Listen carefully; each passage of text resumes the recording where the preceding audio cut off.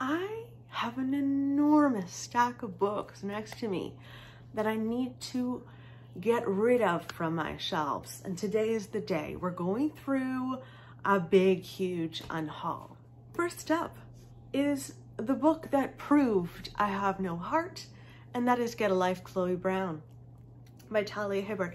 Everyone on Booktube seems to love this series. They swoon, they feel things, and I felt nothing but annoyance, to be honest. This is about a woman who moves into an apartment building. She deals with chronic pain, and I really enjoyed that was being represented in this book. I will say that. She has fibromyalgia in a real way. It's really, really difficult for her, but she's on her own. She lives on her own, and she's created a little haven for herself, but she realizes with a near brush with death that she is not exploring enough in her life. She's not challenging herself enough in her life. So she writes this list of things she wants to do. And she ends up meeting a superintendent at her apartment, and they end up having some romantic feelings for one another. I felt nothing because I have no heart. Nothing wrong with the book, just something wrong with my soul.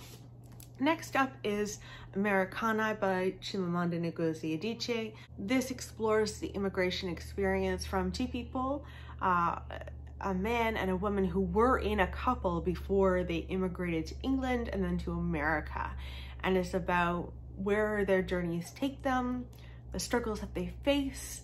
And I think I had this on my shelves after I read it. I think I gave it 4 stars, and I did enjoy it, but like it really hasn't stuck with me. And I really like the books that I keep on my shelves to have stuck with me in a major way. So I'm gonna pass that on to someone else. Next is a book I started and quickly stopped reading. This is Group by Christy Tate.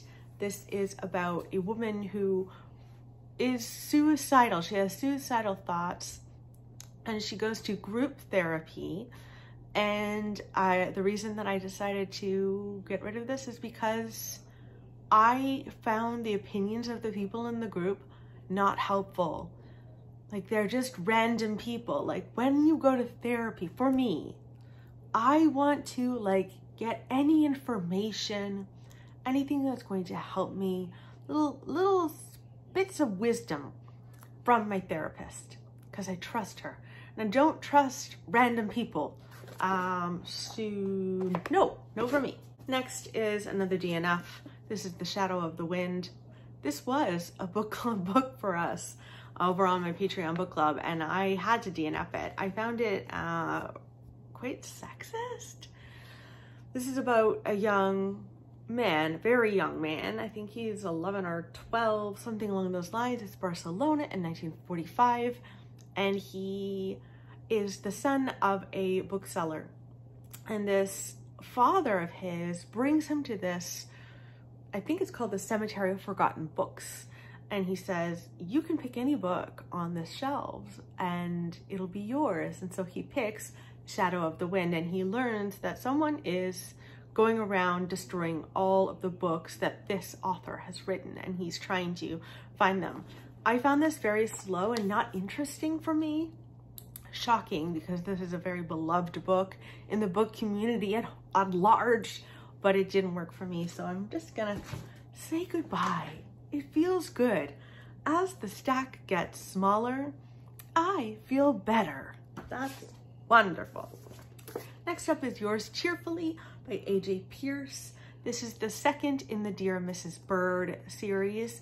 I loved the Dear Mrs. Bird very, very much. It's World War II story about a woman who's a journalist. She's like, I'm gonna write about the war, and she ends up working at a women's column.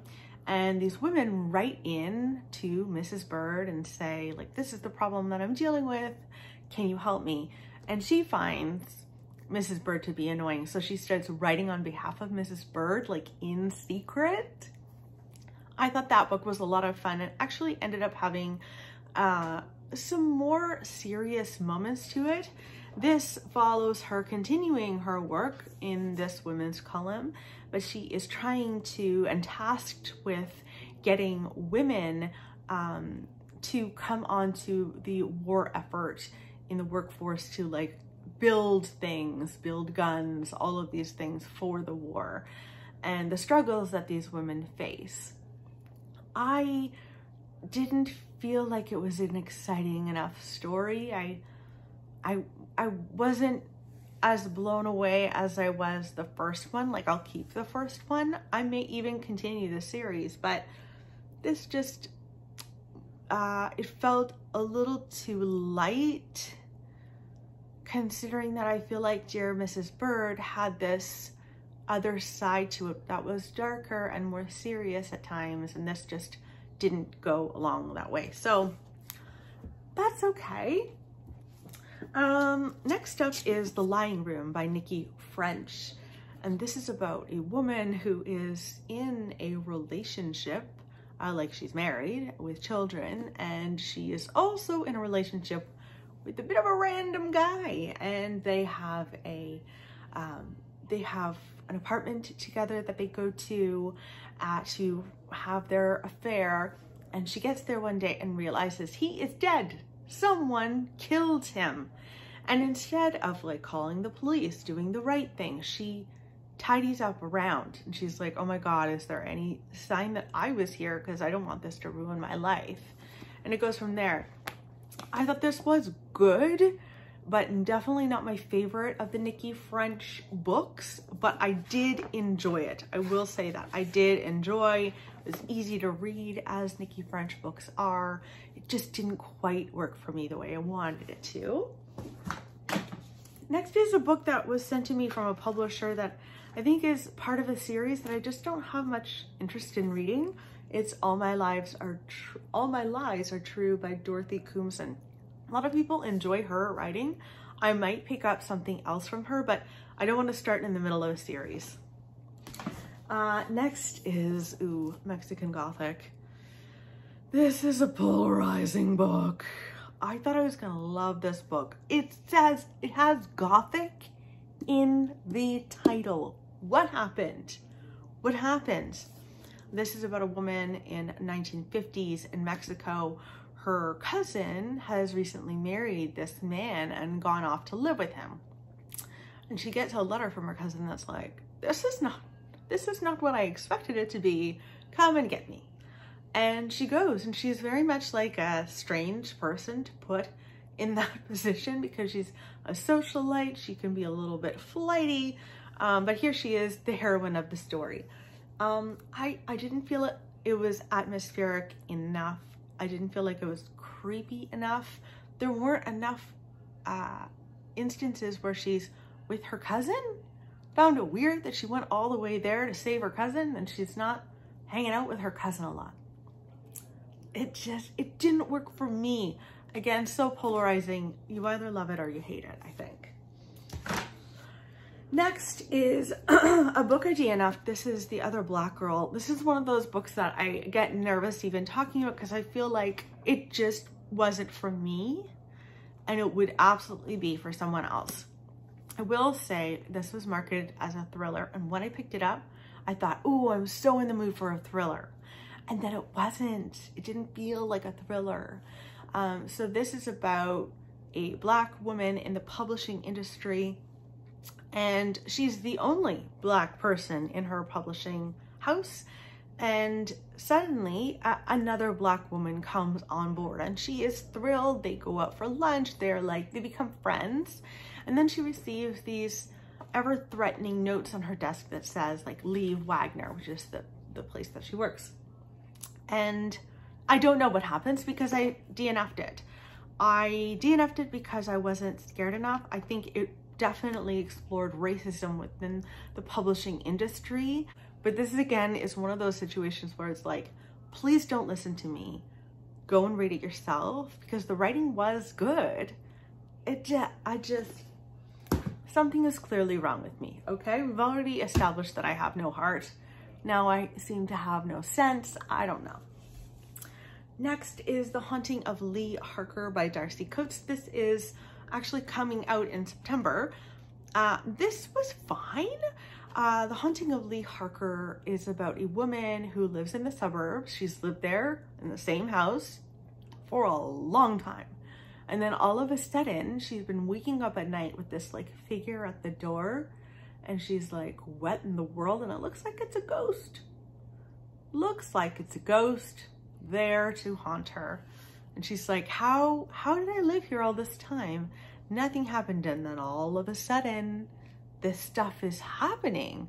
What is going on? And you discover, and it just became too heartwarming for me. Again, no heart. See, case in point.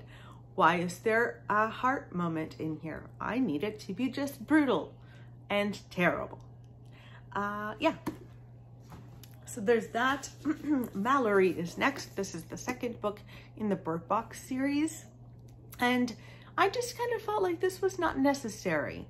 Bird Box, as you guys know, is one of my favorite horror books ever. It's like a world where there's something outside, and if you see that something, you kill other people, you kill yourself. So people are going through the world and their lives blindfolded. And this follows Mallory and the continuation of her story.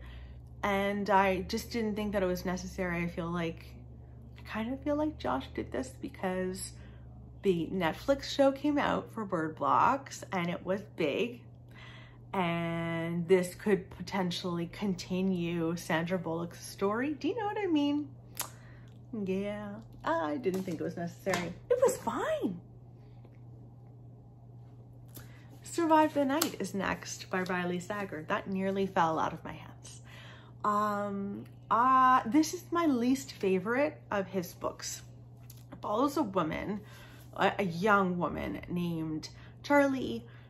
She is living in the 90s at a college, and she has struggled in a major way. Her best friend and roommate was murdered by this college campus killer.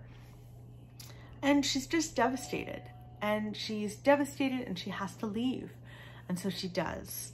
And she gets onto the ride board and finds a guy who's going in the same direction of her hometown. It's Thanksgiving-ish.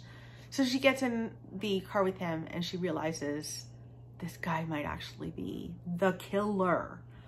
I thought it was silly. In the end, the twists and turns annoyed me. I really didn't like this book. Oh, okay. The next book, the only reason I'm getting rid of this is because they sent me a finished copy.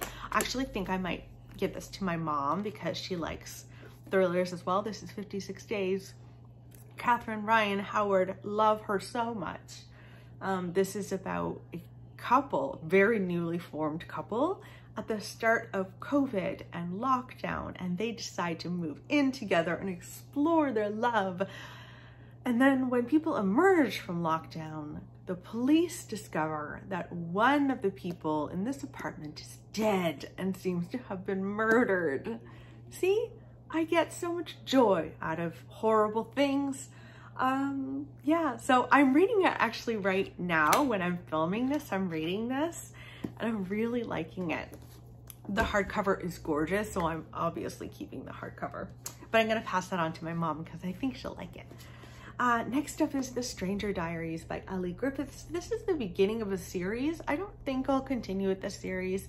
Very much as a nod to Gothic literature, which I could appreciate, but I found the twists kind of disappointing. This is about a woman who works at college and she is studying and writing a book, a biography about this writer who actually lived at the college with his wife, and I think his wife died very suddenly, and she die well? I don't know.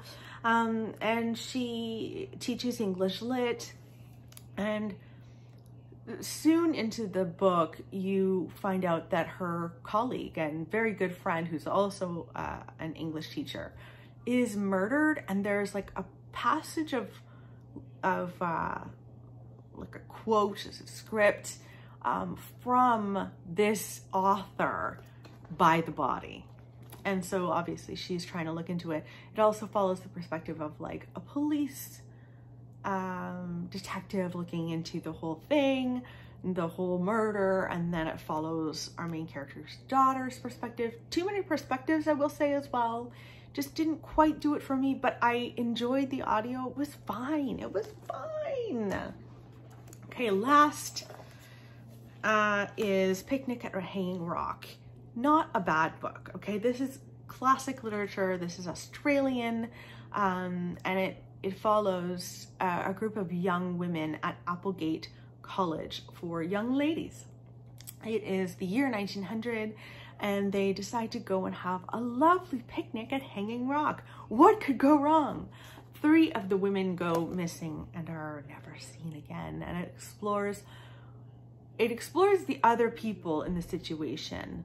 Not the girls that go missing, but the people who are behind, the woman who runs the college, people on Hanging Rock the day that the girls went missing, and you're trying to find out what happened to them. And it was okay. It felt a little long, and this is tiny, okay? This is not even 200 pages, and yet I felt like, okay, is that over yet? Oh, that's so bad. Maybe I don't know. It wasn't for me. I know it's a classic. I'm glad that I can say I've read it. So those are them. Those are all of the books that I am going to separate myself from, pass along to other people who will like them more, hopefully, than I did. Yeah, let me know in the comments below if you've gotten rid of anything lately that you've been like, yes, finally it's gone out of my life. Like, does it feel like a big weight lifted for you like it does for me? I would love to know. Also, how are you guys enjoying Everyday August? I really hope that you are. It means a lot to me. It's been absolutely crazy doing this every single day. I don't know how I'm doing it, but I'm managing, but I hope that you guys are well, and I will chat with you very soon. Bye.